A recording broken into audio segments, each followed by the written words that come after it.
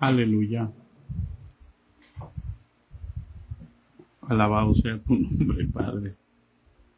Exaltado sea tu nombre, Señor. Gracias, Señor. Gracias por tu misericordia, gracias por tu bondad, gracias por tu poder, gracias por la libertad con que nos has hecho libres. Mi alma te bendice, mi alma te alaba, Padre. En el nombre de Jesucristo. Gracias, Señor.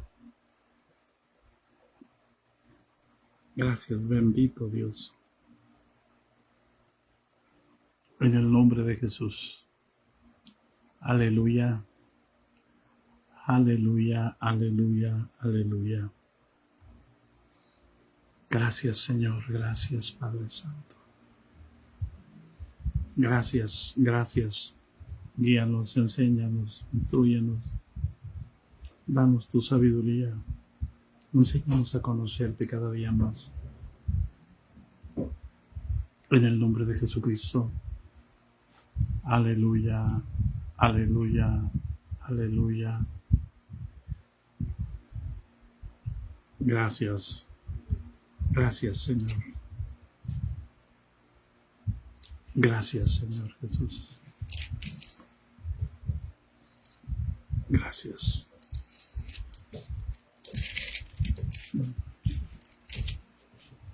En el nombre de Jesús.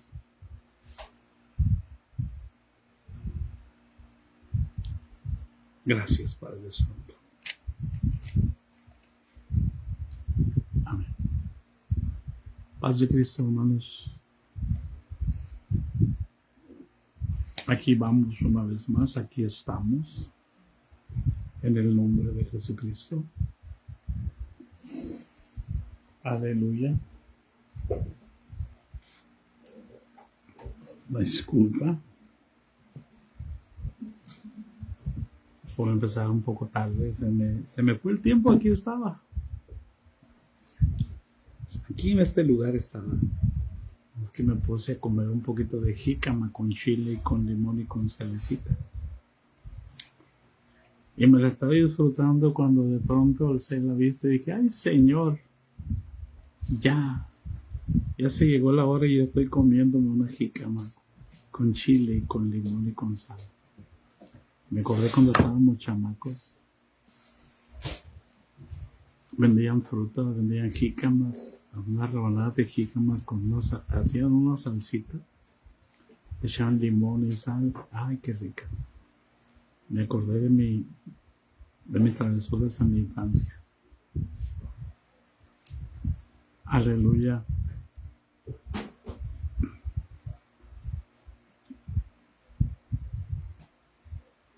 Y aquí estamos, hermanos. Vamos a seguir adelante. Una estrofa más de la caña cascada.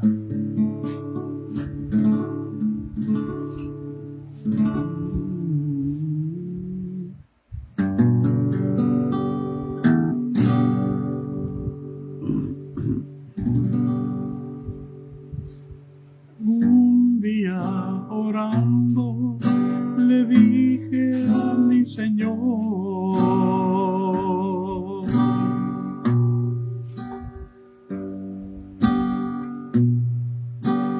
tú el alfarero, yo el barro soy,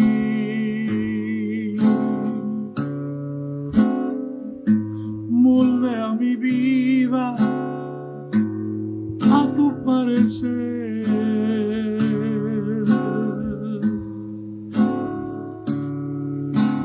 Hazme como quieras, hazme un nuevo ser. Me dijo, no me gustas, te voy a quebrantar. Y en un vaso nuevo te voy a transformar.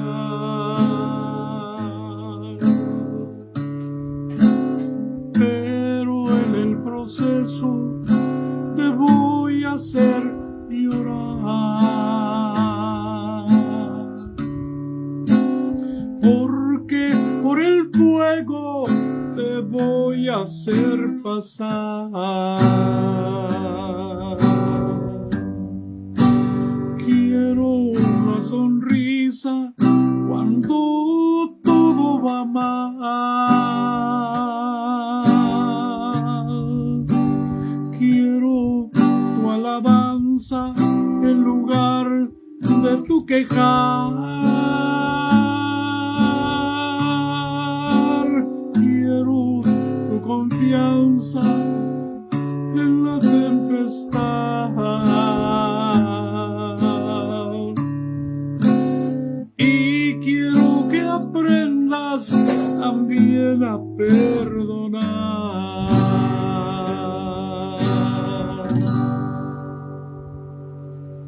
Me dijo, no me gustas, te voy a quebrantar.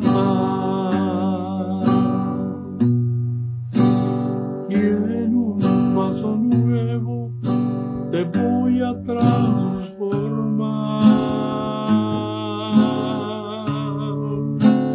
Pero en el proceso te voy a hacer llorar. Porque por el fuego te voy a hacer pasar. Quiero una sonrisa cuando todo va mal. Quiero tu alabanza en lugar de tu quejar.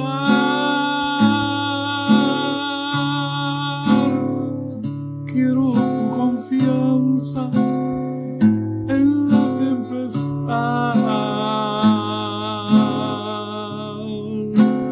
Y quiero que aprendas también a perdonar.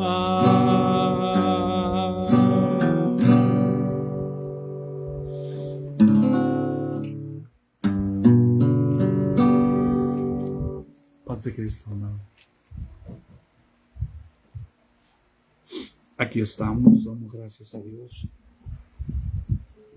por su misericordia, hermano, por su gran amor, por su gran bondad, porque Él vive y reina para siempre, porque para siempre es su misericordia. Aquí estamos. Damos gracias a Dios. ¿Qué tanto conocemos a Jesús, hermano? Que esto no nos desanime. Que esto nos dé fuerzas para buscar más del Señor.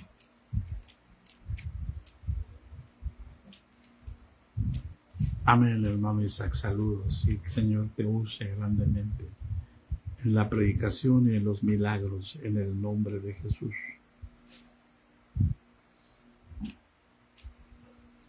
¿Qué tanto conocemos a Jesús?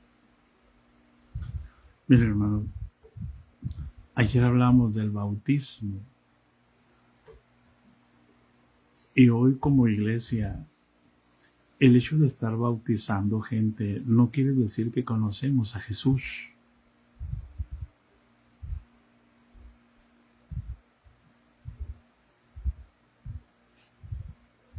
Porque nuestro trabajo es conocer a Jesús.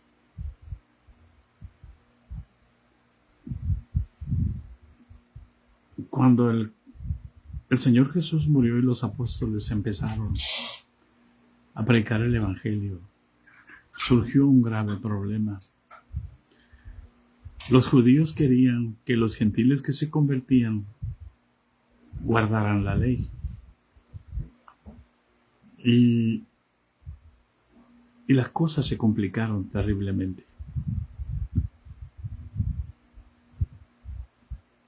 Y el apóstol Pablo es encargado de llevar el mensaje precisamente del primer concilio que hay en la iglesia, donde el Espíritu Santo habla y dice, nos ha parecido bien, dice Jacobo, que al Espíritu Santo y a nosotros, el no imponeros ninguna carga, sino que se guarden de cuatro cosas: de comer de lo ahogado, de los sacrificados a los ídolos, de comer sangre y de fornicación. Por lo demás, pasadlo bien. Ellos no estaban preocupados, hermanos, por la vestimenta. Ellos no estaban preocupados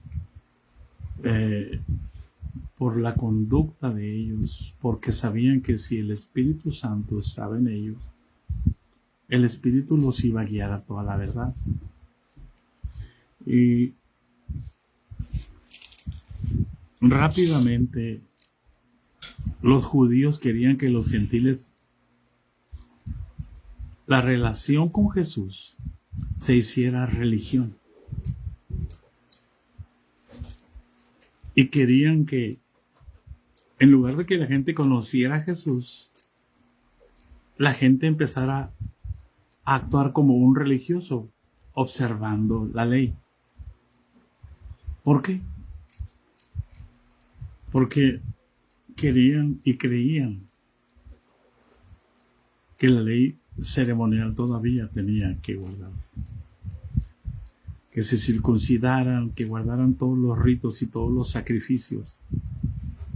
Por eso hablábamos, ¿cómo es posible que nosotros no alcancemos a entender que Jesús que Dios con una sola ofrenda hizo perfectos a los santificados para siempre? ¿Por qué nosotros seguimos tercos a condenar a los que van creciendo, a los que van naciendo? Y se nos olvida lo que dice Gálatas 4:1, que en tanto que el heredero, el niño, en nada difiere del esclavo, aunque es señor de todos. Se nos olvida, hermanos, que la gente recién nacida o recién resucitada, vamos a decirlo así, porque para eso es el bautismo, para morir, para ser sepultado. ¿Para qué? Para que si muero juntamente con Cristo, entonces yo resucite juntamente con Cristo y ande en vida nueva. Para que el cuerpo del pecado sea destruido y no sirvamos más al pecado, que el pecado no se enseñoree de nosotros. Ahora tenemos un Señor que venció el pecado y ese Señor se llama Jesús. Ahora Jesús mora en mí. Aleluya. Entonces no necesitamos practicar una religión. Cristo no es religión. Cristo es Dios.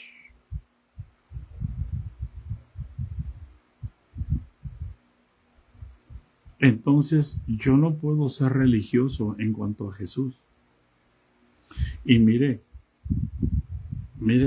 el apóstol sabía que los discípulos eran fieles, hermano. Cuando alguien nace de nuevo, verdaderamente, cuando Cristo está en el corazón, y el hermano ofende a otro hermano, tú no necesitas decirle que vaya a pedirle perdón. El Espíritu Santo lo va a contritar y el Espíritu Santo lo va a llevar a humillarse y a pedirle perdón.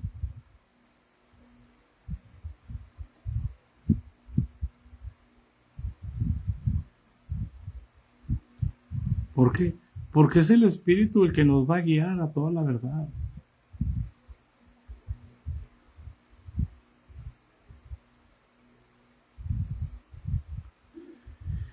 Entonces, en el capítulo 11, miren, hermanos, Dios no es Dios de confusión. Dios es Dios de orden. Y nosotros necesitamos conocer el orden de Dios para conocer a Jesús.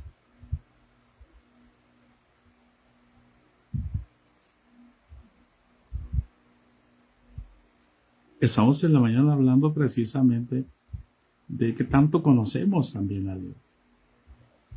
Y añadir a vuestra fe virtud y a la virtud conocimiento.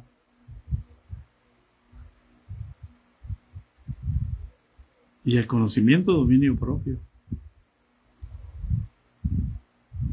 Y el dominio propio, paciencia, y a la paciencia, piedad, y a la piedad, afecto fraternal, y al afecto fraternal, amor. Todo eso, el objetivo, hermano, son virtudes del Espíritu que nos llevan a caer en el amor de Dios, no en el amor humano. Y el apóstol, hermano, mire, en el capítulo 1 de Primero de los Corintios, el capítulo 11, versículo 1, de Primero de los Corintios, capítulo 11, versículo 1, dice: os alabo, hermanos, porque en todo retenéis, os acordáis de mí, y retenéis las instrucciones tal como os las entregué. Eran instrucciones que el Espíritu daba, no eran instrucciones que se le ocurrieron al apóstol Pablo.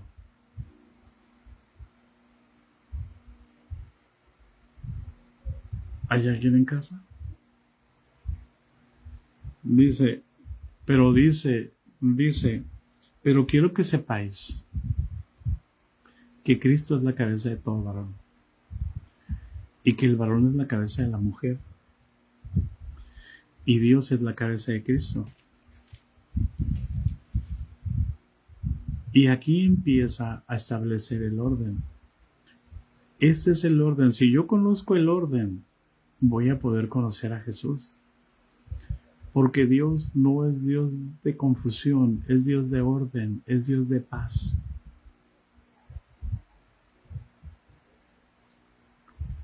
Por eso yo les decía, ¿cómo es posible que yo sé que yo no me voy a ver perfecto? Porque yo soy alma y sé que fallo.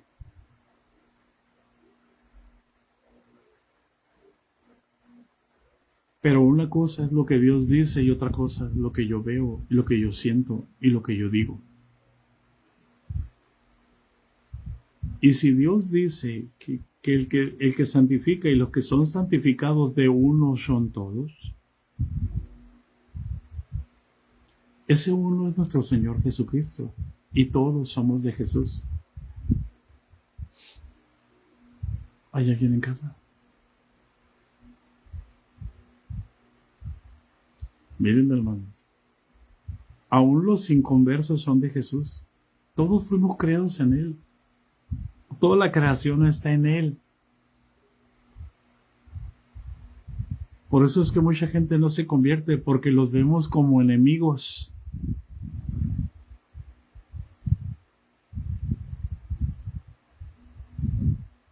Los vemos como extranjeros.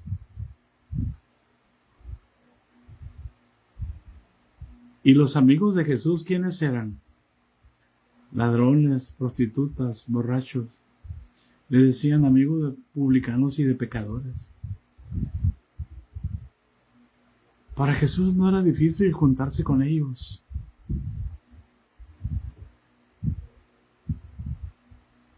Para nosotros tampoco debe ser difícil juntarnos con ellos, amistar con ellos. ¿Por qué? Porque nosotros tenemos la capacidad de parte de Dios para amar a nuestros enemigos. ¿Cuánto más a nuestros hermanos? ¿Cuánto más a nuestros vecinos? ¿Cuánto más?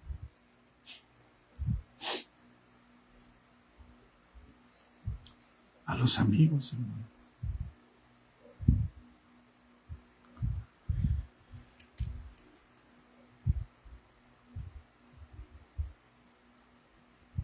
Jesús les dijo, no te pido que los guardes, al hacer que los discípulos, no te pido que los quites del mundo, Señor, sino que los guardes del mal. Porque así como tú me enviaste al mundo, así yo los he enviado al mundo. ¿Hay alguien en casa? Por eso, ¿qué tanto conocemos a Jesús? Conocer el orden de Dios es conocer a Jesús. Y si Cristo es la cabeza del varón,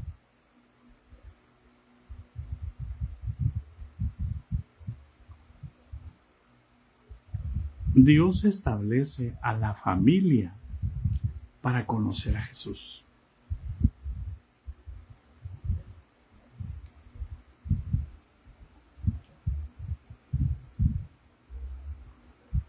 Porque lo primero que crea es la familia. Acuérdese de quien toma el nombre de toda familia en los cielos y en la tierra. Lo que mirábamos ayer.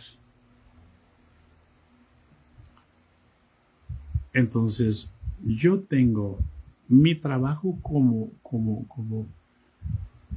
cabeza en el matrimonio. Yo tengo que conocer a Jesús. ¿Para qué? Para que mi esposa conozca a Jesús. Y para que mis hijos conozcan a Jesús. Pero ¿qué tanto conozco yo como varón, cabeza de mi hogar, a Jesús?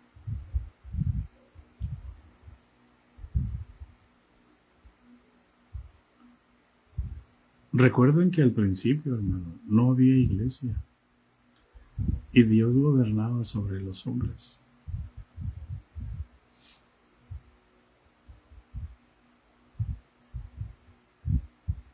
¿Hay alguien en casa?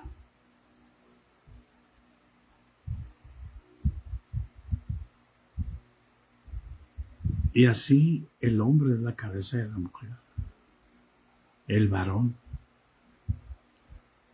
¿Para qué? Para poder ejercer autoridad sobre los hijos. Tú como cabeza de la mujer, ¿cómo vas a ejercer autoridad sobre tu esposa si tú y tu esposa son uno?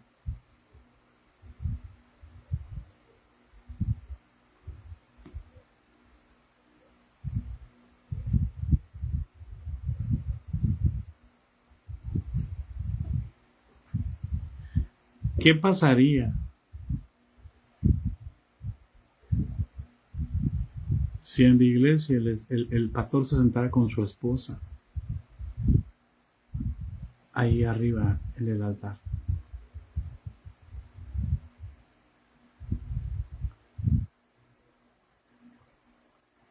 Enseñaríamos que la cabeza y el cuerpo no se separan.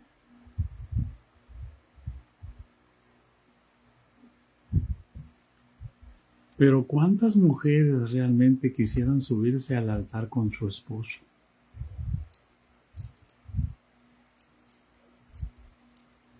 Como pastor.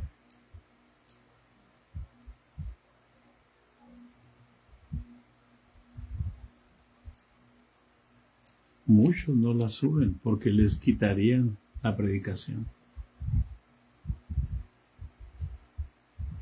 Muchos no la suben porque la tienen subyugada.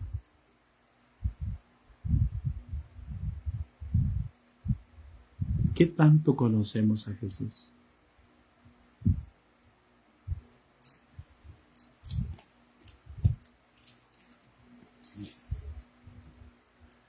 Dios siempre manejó dos líneas para manifestarse.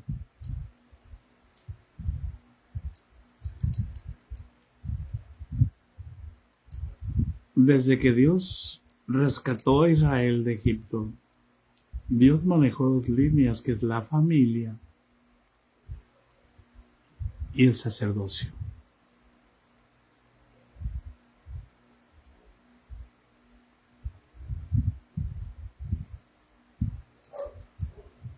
Cuando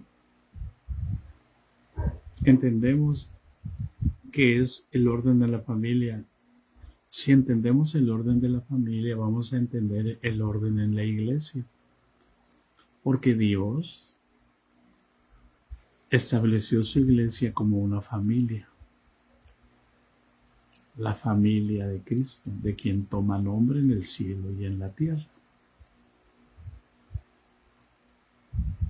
Y la cabeza, Dios es la cabeza de Cristo y Cristo es la cabeza de la iglesia. Por tanto, tanto en la casa como en la iglesia necesitamos conocer a Jesús. Porque Él es la cabeza. El pastor no es la cabeza. Por lo tanto, si vamos al capítulo 11 de 1 Corintios, dice, versículo 3, pero quiero que sepáis que Cristo es la cabeza de todo varón, el varón es la cabeza de la mujer y Dios la cabeza de Cristo. Él se excluye.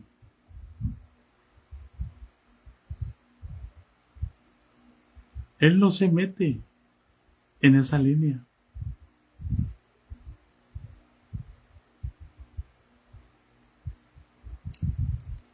Él no se mete en esa línea. ¿Por qué Él no se mete en esa línea?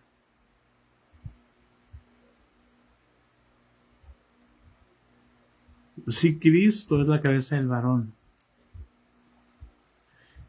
en la familia, y si Cristo es la cabeza de la iglesia, entonces, ¿dónde están los pastores?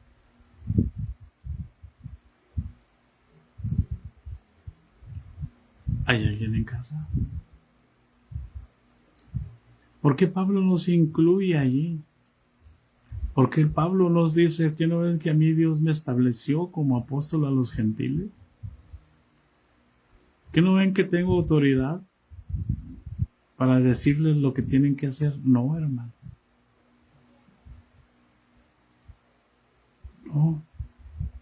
No se equivoque. Si tú pones a un hombre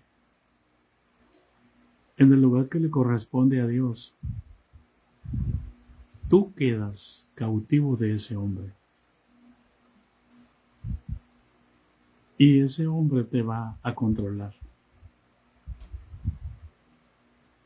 Por eso es que hay muchos pastores controladores.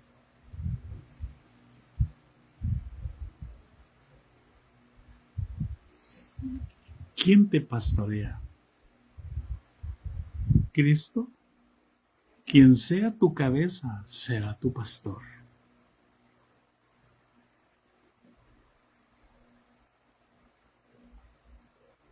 Si Cristo es la cabeza de la iglesia, Cristo es el pastor en la iglesia.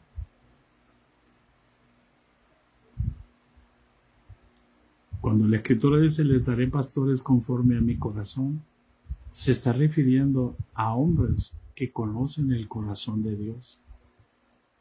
Y Dios nunca te va a forzar, Dios nunca te va a obligar, Dios nunca te va a imponer cargas,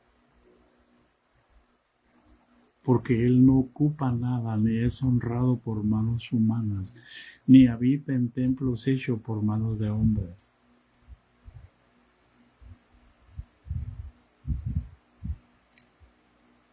Dios pone pastores, profetas, evangelistas, apóstoles, maestros, como colaboradores. Y los pone en relación con Dios. Ellos no tienen por qué meterse con tu vida.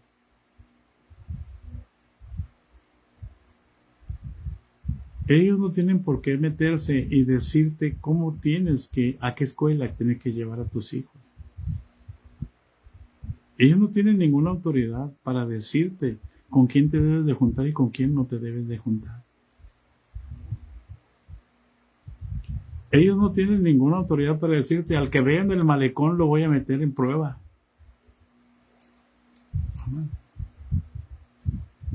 Eso no es un celo de Dios. Eso es un celo para manipular.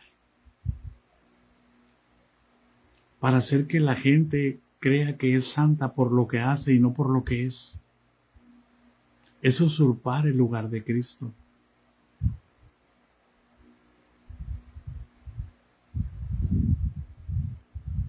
Eso no es conocer a Dios, eso es manipular a las personas en el nombre de Dios.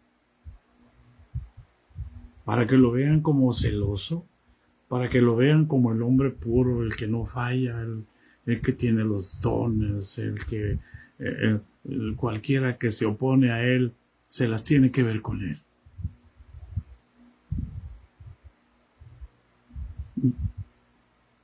Puedo contar muchos testimonios de lo que hemos pasado.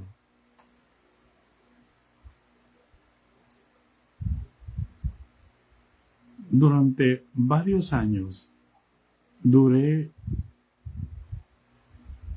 orando todos los días a las 6 de la mañana en el templo.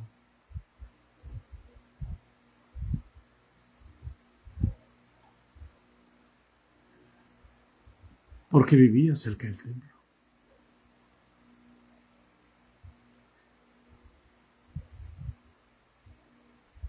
Cuando el Señor entregamos el trabajo, nos quitaron la casa y nos fuimos a vivir a las orillas de Hermosillo en una invasión en casas de cartón. Y al pastor que llegó exigió, vamos a hablar 3 horas aquí, todos los líderes, de 8 de la mañana a 11 de la mañana. Y como yo ya no podía venir al templo porque no tenía carro, porque había entregado mi carro para venderlo, para pagar una deuda que había en el templo, y ya no podía venir, y yo tomé el hábito de orar 3 horas diarias, desde las 5 de la mañana a las 8 de la mañana. Pero el Señor quería que yo estuviera de las 8 de la mañana a las 11 de la mañana en el templo. Y un día de frente me agarró y me dijo, hay unos rebeldes que no obedecen, que les estoy diciendo que necesitamos orar aquí a las 8 de la mañana y aquí los quiero. Y yo estaba enfrente y sentí el golpe de sus palabras. Y dije, Señor, ¿qué hago? Mis rodillas se fueron hacia abajo y tronaron en el mármol. Y cuando iba yo hacia abajo, vino la voz del Señor y me dijo, hijo, bástate mi gracia, porque mi poder se perfecciona en la debilidad. Y me consoló el Señor ante los golpes de sus palabras que me estaban casi escupiendo la cara.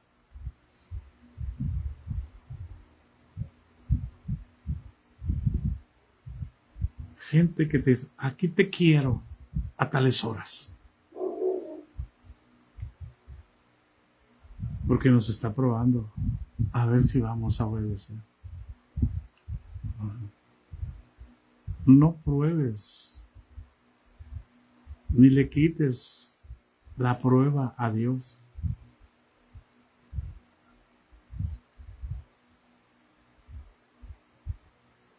Los pastores no son la cabeza de la iglesia. Cristo es la cabeza de la iglesia.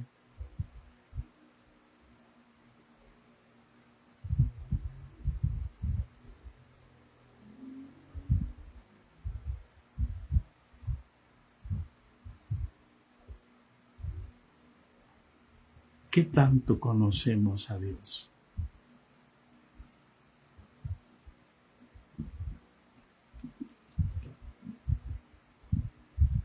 ¿Hay alguien en casa? ¿Qué tanto conoces? En la medida que tú conozcas a Dios, tú te vas a someter a Dios antes que a los hombres.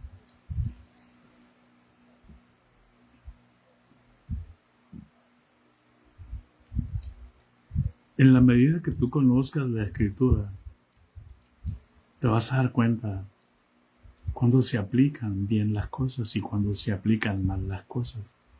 Y usted no puede decir amén cuando alguien está diciendo mal las cosas. Estamos acostumbrados a que nos controlen y que nos digan, ¿cuántos dicen amén? Y todos decimos amén. ¿Porque queremos agradar a Dios o porque queremos agradar al pastor?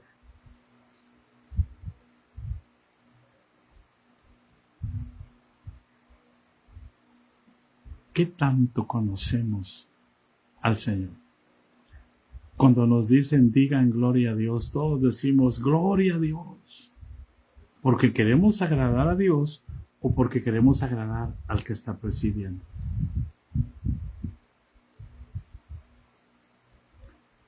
Por eso el Señor me dijo así, todo es inducido.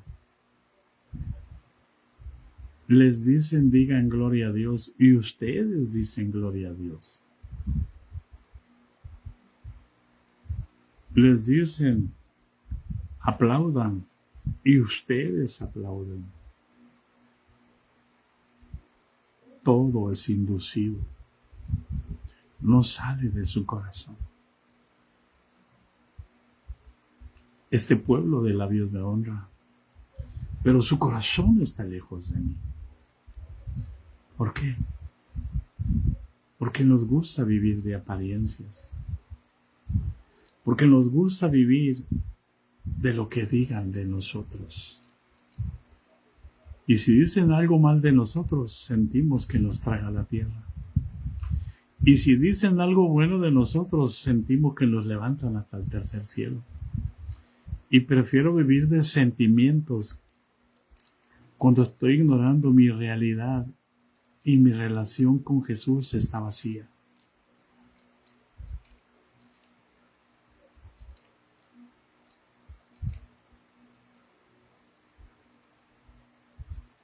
Necesitamos, hermanos, conocer a Jesús. Mientras no conozcamos a Jesús, no podemos adorarlo.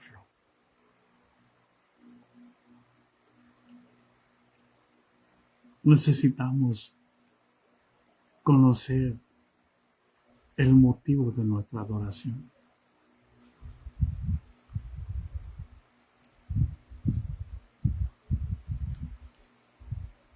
Dios tiene un orden y yo tengo que cuidar de seguir en ese orden. Por eso, Colosenses dice, si habéis resucitado con Cristo, estábamos viendo que era Colosenses capítulo 3, versículo 15, creo. Déjenme ir a Colosenses, mire aquí abrir, gloria a Dios. Es 3.1. Colosenses 3.1. Si habéis resucitado con Cristo, ¿qué quiere decir esto? Si habéis resucitado con Cristo, primero tuvimos que haber muerto juntamente con Cristo. Y es precisamente a lo que se refiere en Romanos capítulo 6. Miren, hermanos, miren lo que les voy a decir. Perdónenme, hermanos, lo que les voy a decir, si los ofendo, lo siento mucho. En 1993, 1 de enero,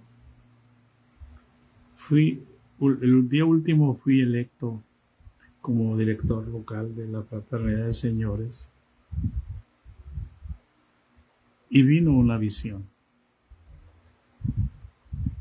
Esa visión la tiene mi hermano Francisco Leiva. Y cuando tiene la visión, él mira una Biblia abierta en el cielo, enorme, de oro, y grita y me dice, hermano Guadalupe, apunte este texto. Y es Romanos capítulo 6. En el cielo está abierta una Biblia de oro con letras de oro, con los signos de interrogación y dice, ¿qué pues diremos? Puntos suspensivos. Apunta este texto, hermano, y volteo otra vez al cielo. Y me dice, apunta este otro. La Biblia estaba abierta, pero en otro capítulo. Primera los Corintios capítulo 3. Y decía, de manera que yo, hermanos, no pude, puntos suspensivos. Y Romanos capítulo 6. Entonces, nosotros entramos en ayuno para pedir la dirección a Dios. Y vamos a entrar a dirigir a una paternidad que no entendía que no debemos de practicar el pecado. Y vamos a entrar a dirigir, a guiar, a apoyar a una fraternidad que era fraternidad de niños.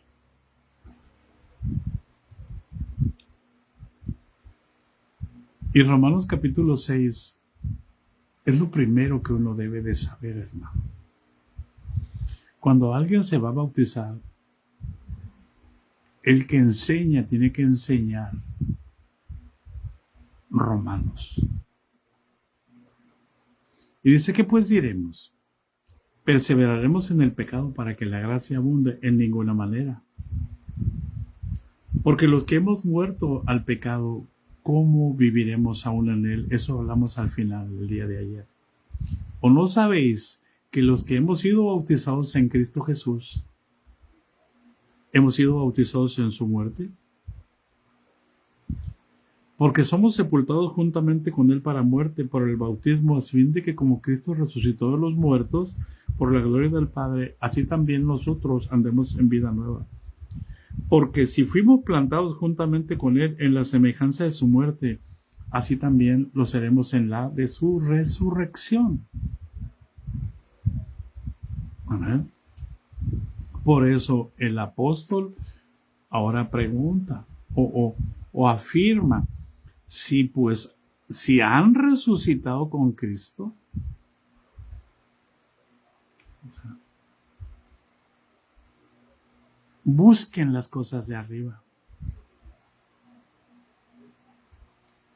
donde está Cristo sentado a la diestra de Dios, para que se den cuenta que allá están ustedes sentados en Cristo Jesús, porque resucitaron juntamente con él.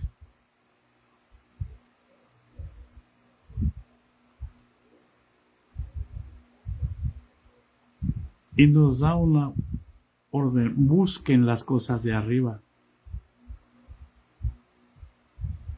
no en las de la tierra, porque habéis muerto, porque han sido bautizados, habéis muerto y vuestra vida está escondida. ¿Dónde? Con Cristo Jesús. ¿Dónde? Donde Él está sentado. Amén.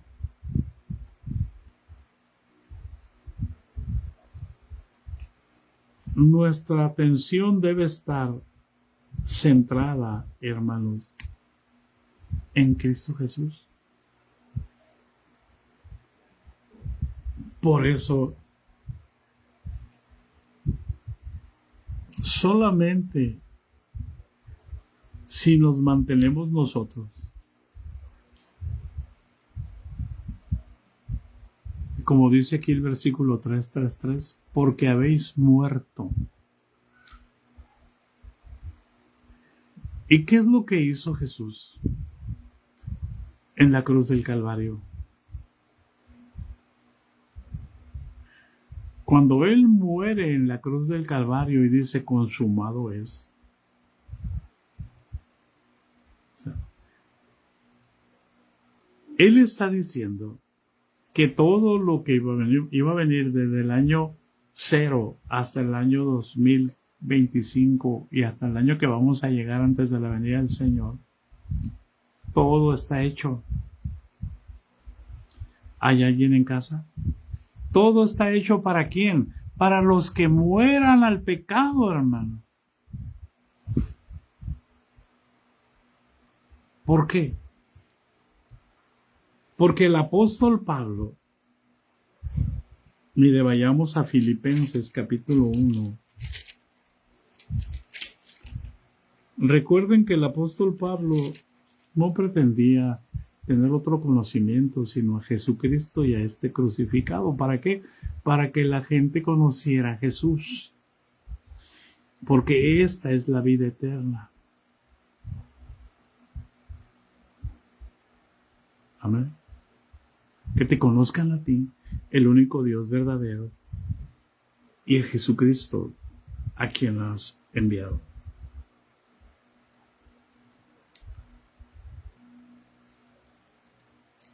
Y el apóstol Pablo, él decía,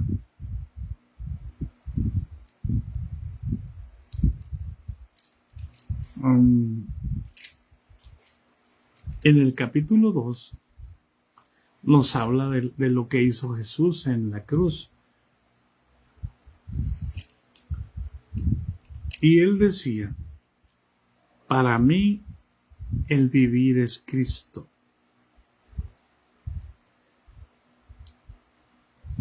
Y yo les hablaba el día de ayer, ¿dónde estamos viviendo? ¿Quién vive aquí adentro? Aquí adentro vive dos personas.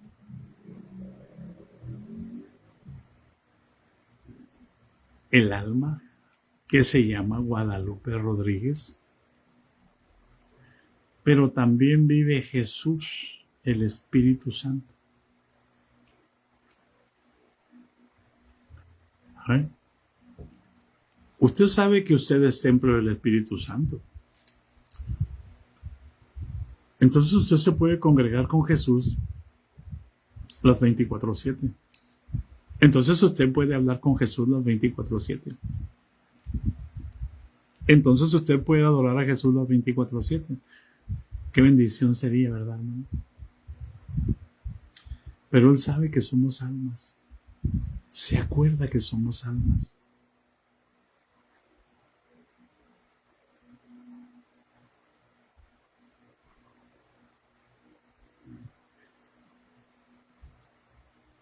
Y mire, hermano, el apóstol Pablo habla de que para él el vivir es Cristo. ¿Y por qué nosotros no podemos decir lo mismo? Yo les hablaba ayer o antier acerca de lo que Ames, el Señor habló con ella y le dijo, Señor, si tú quieres, aquí estoy lista, pero te pido un favor, que mi papá y mamá no sufran. Miren, hermanos, el apóstol Pablo les está enviando esta carta desde la cárcel.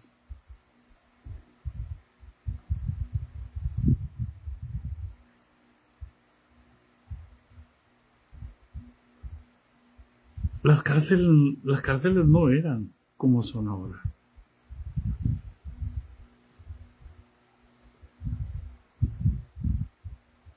Difícilmente podían visitar a los presos antes.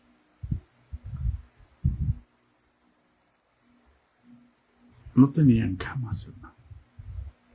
No tenían dónde hacer sus necesidades. Difícilmente accedían a llevarles comida. Mas, sin embargo, las circunstancias para él no eran favorables como las que tenemos nosotros para adorar a Dios. Él está lleno de gozo allí en la cárcel. Mire, Epafrodito, que era el pastor de Colosas, él se preocupaba tanto por Pablo y trataba él estuvo a punto de morir por atender a Pablo.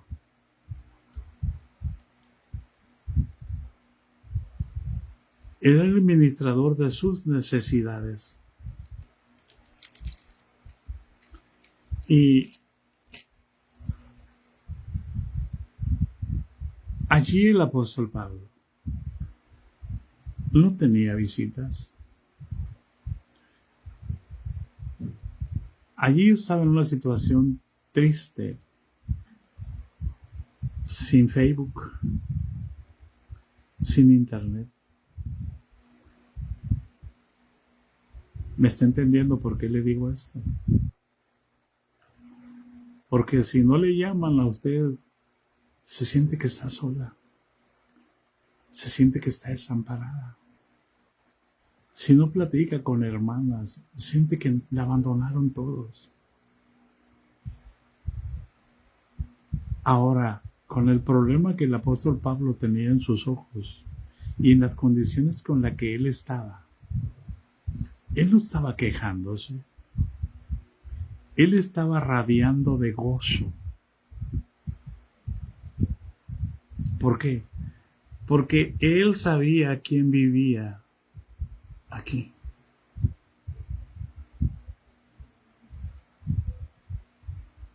Él sabía dónde descansaba su alma. Cuando tu alma descansa en la carne, estás pensando en qué comer. Cuando tu alma descansa en la carne, estás pensando con quién vas a hablar, o quién te va a hablar, a quién vas a buscar, qué planes vas a hacer. Pero cuando tu alma descansa en el Espíritu, llueve, truena o relampaguea, tu alma tiene paz. En tu alma están los pensamientos, las emociones. Y desde ahí, desde la cárcel, les escribe, por nada estéis afanosos, les escribe, regocijaos en el Señor, siempre.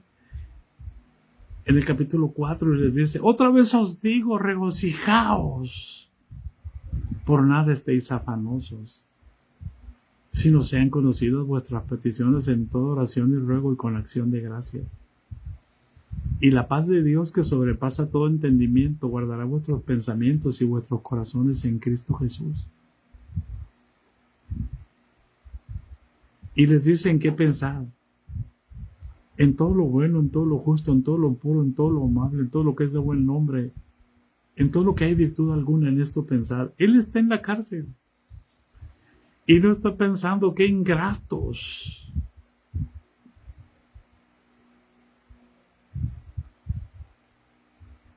Él está en la cárcel físicamente, pero su alma no está en la cárcel. Su alma está en Cristo Jesús. Su confianza, como dice nuestra hermana Elizabeth, está en Cristo Jesús. ¿Dónde vives tú? Eso va a determinar qué tanto conoces a Jesús. Por eso, miren, el apóstol Pablo dice en el versículo 12, quiero que sepáis, hermanos, que las cosas que me han sucedido han redundado más bien para el progreso del Evangelio.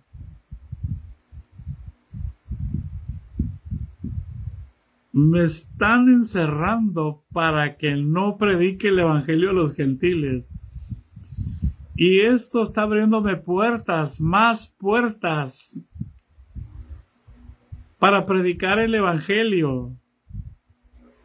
¿Por qué? Porque si el hombre te cierra una puerta, Dios te abre 3, 4, 5, las que sean necesarias. ¿Hay alguien en casa? Por eso dice el versículo 13, Colosenses 1:13, de tal manera que mis prisiones se han hecho patentes en Cristo. Amén. Mis prisiones se han convertido en Cristo. Mis prisiones se han hecho Cristo porque Cristo es el Evangelio.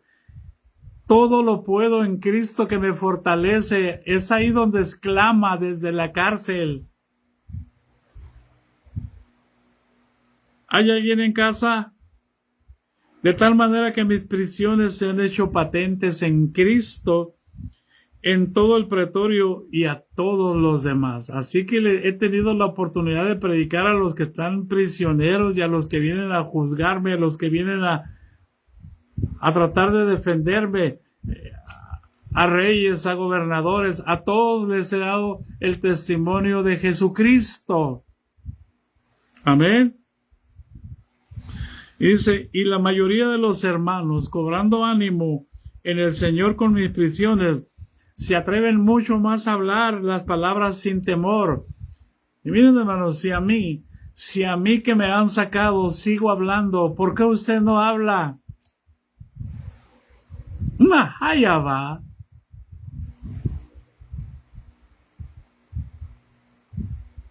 Usted que se regocija cuando escucha.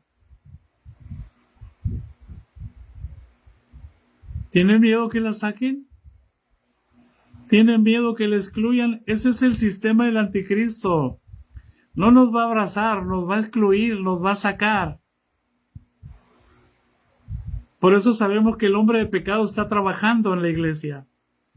El hijo de perdición está trabajando. El cual se levanta y se opone contra todo lo que se llama Dios. Y dice el versículo 15, algunos a la verdad predican a Cristo por envidia y contienda, pero otros de buena voluntad. Los unos anuncian a Cristo por contención, no sinceramente, pensando añadir aflicción a mis prisiones, pero los otros por amor, sabiendo que estoy puesto para la defensa del Evangelio. ¿Qué pues? Que no obstante, de todas maneras, o por pretexto o por verdad, Cristo es anunciado. El propósito de Dios se cumple y en esto me gozo y me gozaré aún.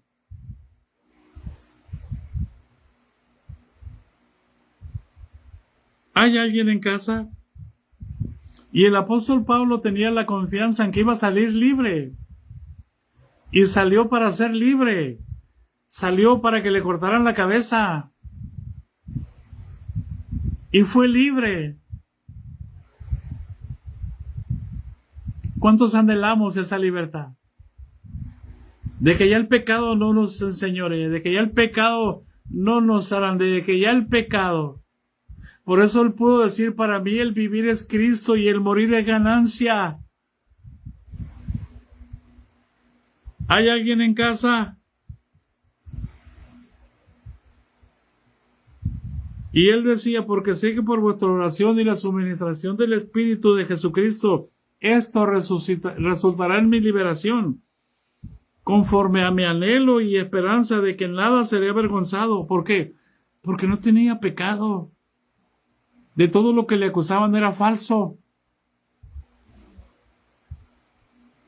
Dice, conforme a mi anhelo y esperanza de que en nada seré avergonzado, antes bien, con toda confianza, como siempre, ahora también será magnificado Cristo en mi cuerpo, o por vida o por muerte. Él estaba profetizando ya su final. Él sabía que con su vida iba a magnificar a Cristo y que con su muerte iba a magnificar a Cristo.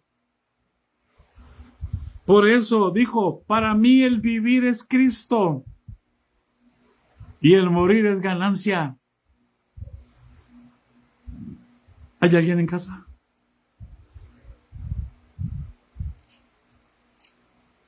Un grito de júbilo. Un hombre que estaba bien ubicado, que sabía dónde estaba viviendo. Si Cristo es el dueño de esta casa, si en esta casa Cristo le escogió para ministrar, él vivía en esta casa, pero no como dueño, sino como inquilino. No para hacer lo que él quería, sino para hacer lo que su dueño le estaba pidiendo que hiciera. Y él estaba dispuesto a entregar la vida. Él vivía en Cristo. Es entonces cuando podemos decir que Jesucristo es el Señor. porque hacemos lo que Él manda. No hacemos lo que nosotros queremos. Por eso el Señor dijo así, porque me llaman Señor, Señor, y hacen lo que ustedes quieren. Porque yo no soy su Señor. Si ustedes hacen lo que ustedes quieren, yo no puedo ser su Señor. Yo no voy a competir con ustedes.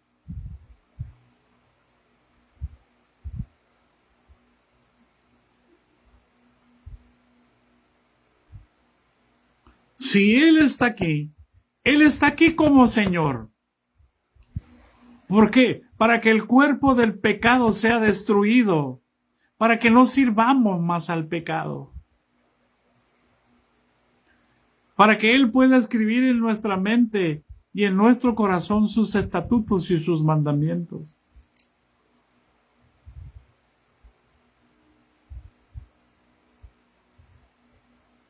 Para que Él sea propicio a nuestras injusticias y Él nunca más se va a acordar de nuestros pecados y de nuestras iniquidades. Aunque el pastor me diga rebelde, aunque me digan lo que me digan, el Señor no se acuerda. Aunque Él se acuerde y aunque Él me evidencie y aunque Él me maltrate y aunque Él me humille y aunque Él diga lo que diga de mí, el Señor que está aquí me dice lo contrario. Porque hago lo que le agrada. ¿Qué no decía Jesús así? Yo hago lo que le agrada a mi Padre. Yo no hago nada por mí mismo. Así que no se me ocurre a mí, voy a hacer una campaña. Voy a hacer un congreso de ministerios.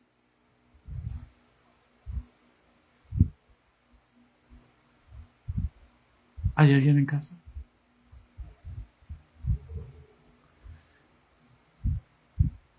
Mas si vivir en la carne, fíjense lo que dice el 22. Pero el 21 dice, para mí el vivir es Cristo y el morir es ganancia. Y enseguida dice, mas si el vivir en la carne resulta para mí en beneficio de la obra,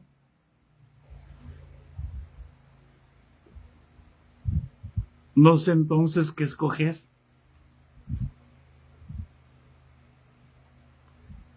Para que vea, hermano.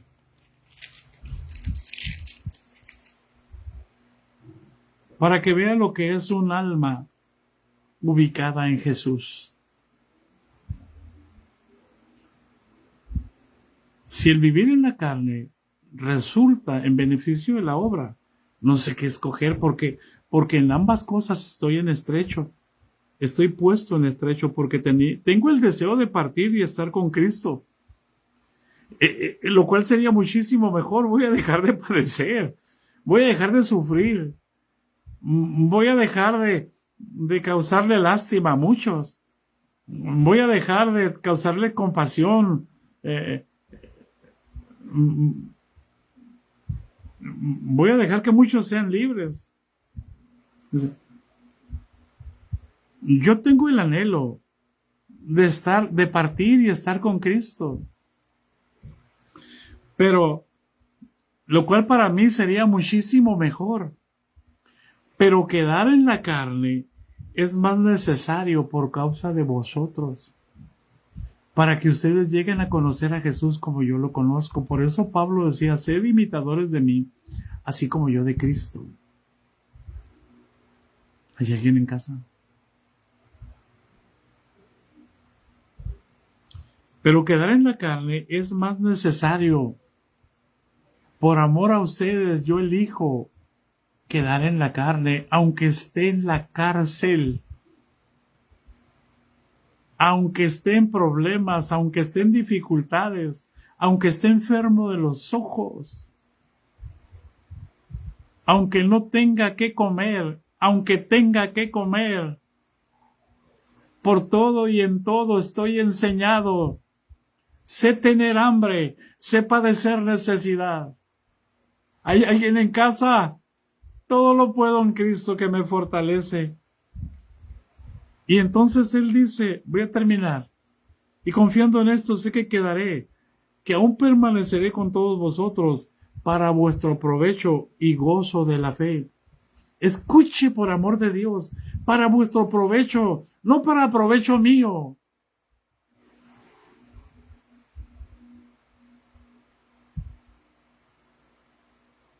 Un grito de júbilo.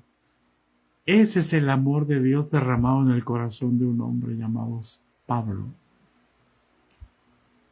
Para que abunde vuestra gloria de mí en Cristo por mi presencia otra vez entre vosotros. Y les da un consejo. Solamente que os comportéis como es digno de vuestra vocación. Si eres cristiano, ¿por qué te amoldas al mundo? Si eres cristiano, ¿por qué sigues métodos humanos? ¿Por qué buscas sabiduría humana? Busca las cosas de arriba donde está Cristo sentado, porque tu vida está escondida allá en Cristo. Amén. Por eso dice solamente que os comportéis como es digno del Evangelio de Cristo, para que ya sea que vaya a veros o que esté ausente, oiga de vosotros que estáis firmes en un mismo espíritu, combatiendo unánimes por la fe del Evangelio y en nada intimidados por los que se oponen, que para ellos ciertamente es indicio de perdición, mas para vosotros de salvación. Y esto de Dios. Y dice, porque a vosotros os es concedido, a causa de Cristo, no solo que creáis en Él, sino que también padezcáis por Él, teniendo el mismo conflicto que habéis visto en mí y que ahora que veis que hay en mí. Amén. Cualquier semejanza con la coincidencia es pura realidad.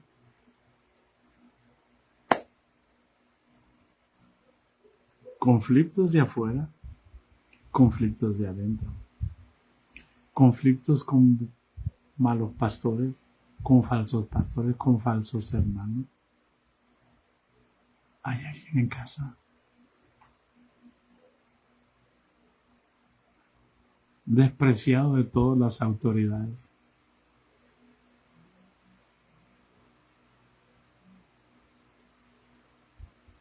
El Señor Jesucristo te bendiga y te guarde.